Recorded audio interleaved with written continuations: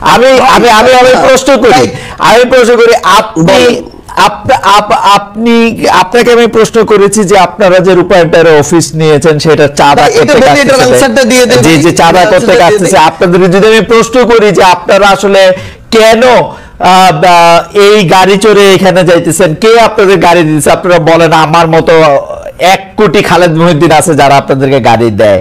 একই কালচারে আপনারা করতেছেন না, একই কালচারে আপনারা ব্যবহার করতেছেন না, আপনাদের কাছে তদবির আসতেছে, শুধু বলি আপনারা তদবির করতেছেন তো, বিভিন্ন জায়গায় আপনারা তদবির করতেছেন তো, করতেছেন না, আসতেছে আপনাদের কাছে একটা ভাই শুনেন ভাই, আসতেছে 100টা, হ্যাঁ করতেছি না ভাই।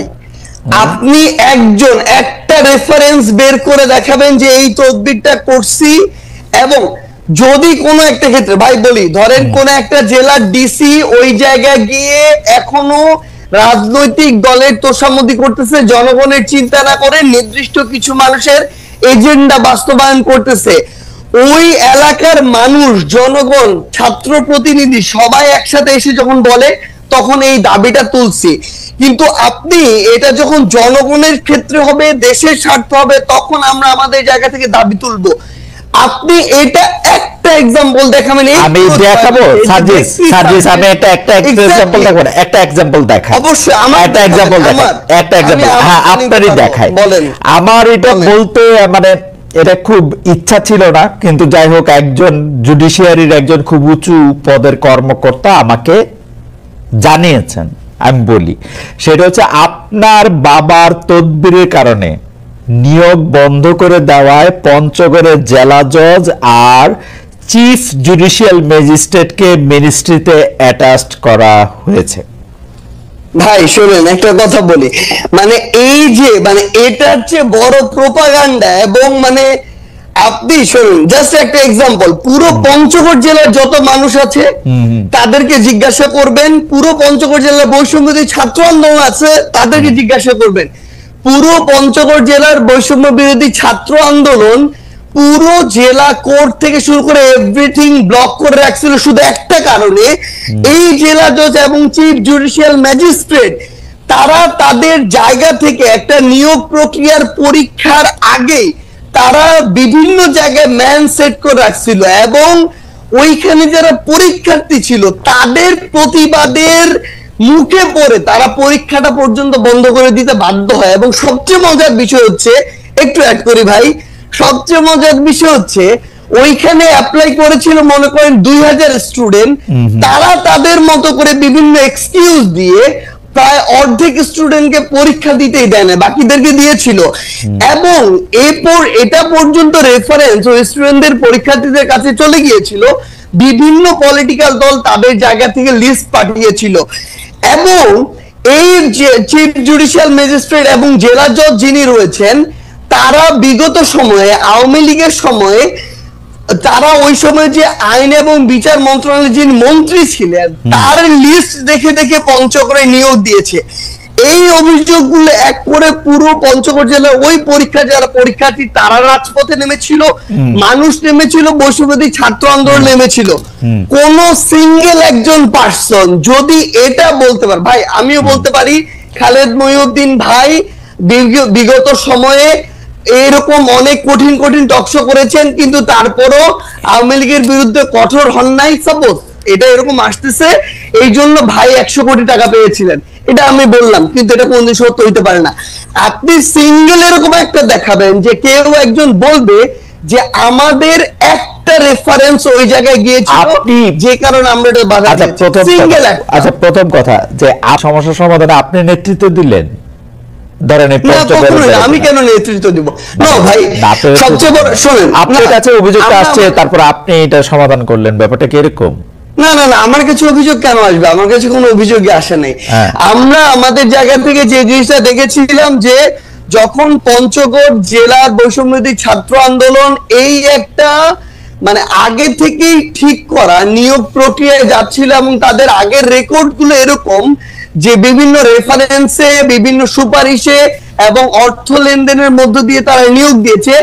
পুরো বৈষম্যবিরোধী ছাত্র আন্দোলন শুধু না, পুরো পঞ্চগড় জেলা জজ কোর্ট জানে, যত অ্যাডভোকেট আছে সবাই জানে যে তারা এগুলোর সাথে জড়িত। ভাই শেষ করি তো তখন যখন তারা এই আন্দোলনে নামে, সেই জায়গার জেলা প্রশাসক থেকে শুরু করে জেলা পুলিশ সুপার এবং অন্যান্য যারা, ইভেন আইন এবং বিচার মন্ত্রণালয়ের যারা যিনি দায়িত্বে রয়েছেন সচিব হিসেবে বা অন্যান্য হিসেবে, তারা তাদের জায়গা থেকে এই বিষয়টি শুধু আমাকে বলেছিল যে এইটুকু যেন দেখা যায় যে স্টুডেন্টরা যেন ওখানে ভাঙচুর না করে বিচারিক প্রাঙ্গণে, সেই জায়গাটিতে।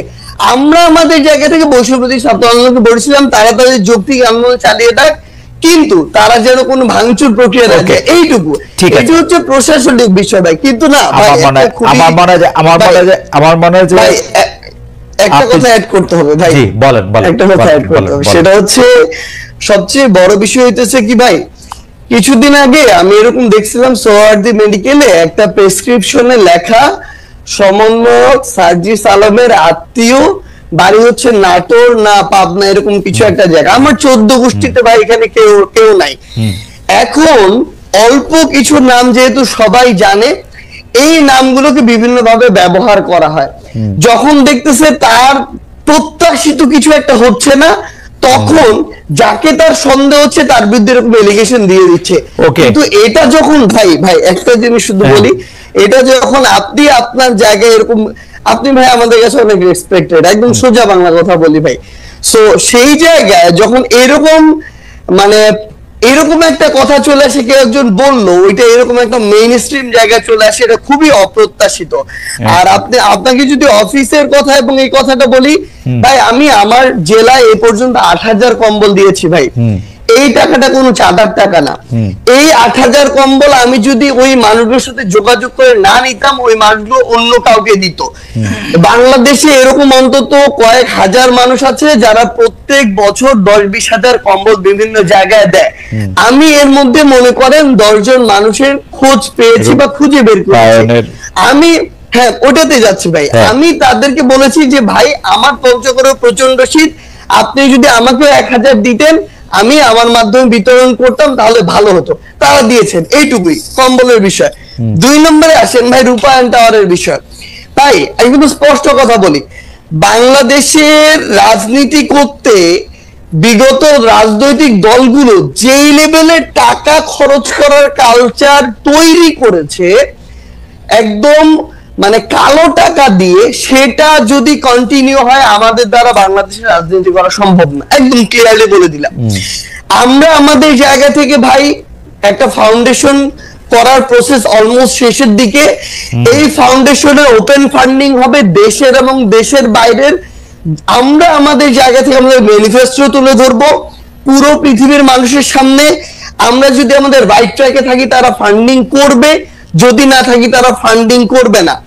এবং আপনি যে এই গাড়িটার কথা বলছেন ভাই, আমি আপনাকে বলি, আপনি যদি দেশে থাকতেন না, আপনি এতদিনে আমার অন্তত 5 দিন কল পাইতেন যে ভাই মহিউদ্দিন ভাই, আপনার তো হচ্ছে 2টা গাড়ি আছে, আমাকে একটা গাড়ি একটু 3 দিনের জন্য দেন বা 1 দিনের জন্য দেন, ড্রাইভার এবং গাড়ি আপনার, তেলটা আমি দিব ভাই।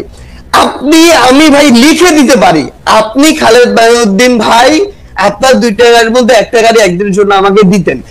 এরকম আমাদের বাংলাদেশে এই অভ্যুত্থান পরবর্তী সময় হাজার হাজার মানুষ আছে ভাই, যে 16 বছর পর একটু হাফ ছেড়ে নিঃশ্বাস নিচ্ছে। এই মানুষগুলোর ওই সামর্থ্যটুকু আছে। এই মানুষগুলো এখন লক্ষ লক্ষ কোটি কোটি টাকা তাদের উপর যে চাঁদা এবং চাপিয়ে দেয়, সেটা থেকে তারা এখন মুক্ত। আমরা না রিকোয়েস্ট করি ভাই, এভাবে ওপেনলি ভাই, একদিনের জন্য ফোন দিয়ে রিকোয়েস্ট করি, আমরা আপনাদের যারা এখানে আছেন, নিশাদ ভাই থেকে শুরু করে আমরা তাদেরকেও করবো ভাই, যদি দেন ভালো হবে, না হলে ভাই আমরা আরেকজনের কাছে বলবো, যেই দেয় ভাই। আজকে কেউ দেয় নাই ভাই, ক্লিয়ারলি বলে আজকে কেউ দেয় নাই, হেঁটে চলছি, রিক্সায় চলছি ভাই, এভাবে আমাদের লাইফ চলছে। জনাব সার্জিস, আপনাকে ধন্যবাদ।